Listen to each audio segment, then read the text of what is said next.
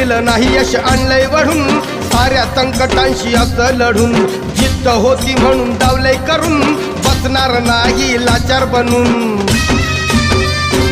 येत नव्हतं चाला या चढावरून आता तो चालणार गडावरून कुबड्यावाल्यांची नव्हती नुसतीच हुल कुबड्यावाल्यांची नव्हती नुसतीच हुल आम्ही ठरलोय यात सक्सेसफुल आम्ही ठरलोय यात सक्सेसफुल